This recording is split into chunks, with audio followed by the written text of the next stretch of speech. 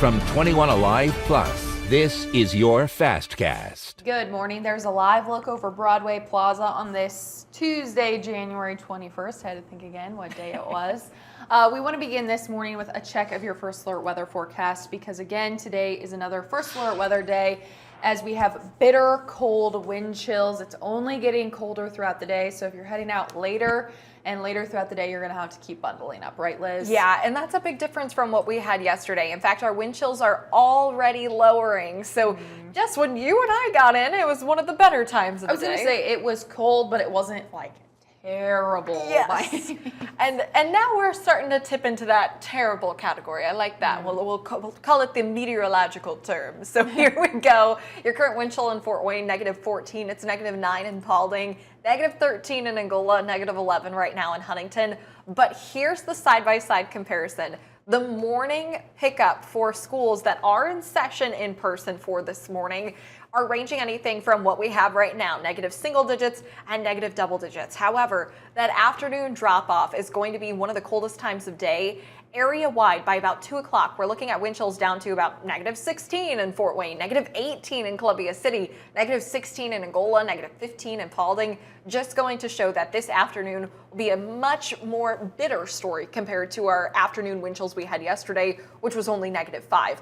Out the door right now, here's a look at highways. I just want to show you we did have some overnight snow as we were forecasting yesterday. That's a very light dusting across the area. Nothing that's going to cause any concern, and that's all done. Nonetheless, it is something to pay attention to. In its wake, we've had a little bit of haziness, visibility down to about 3 miles in a few places, but I don't think that's going to slow you down necessarily.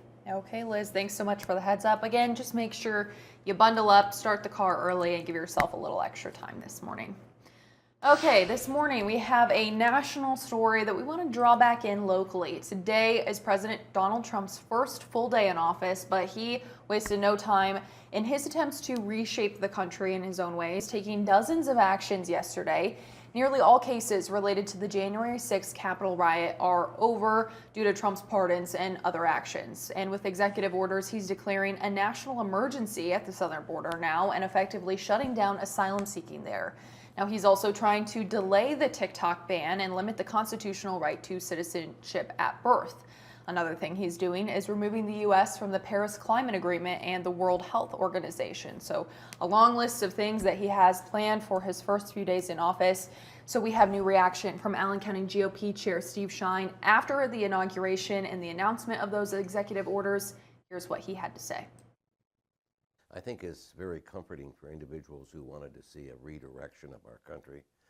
Right out of the gate, the president signed over 100 executive orders helping to change the direction of the past 4 years, which were definitely repudiated in the last election.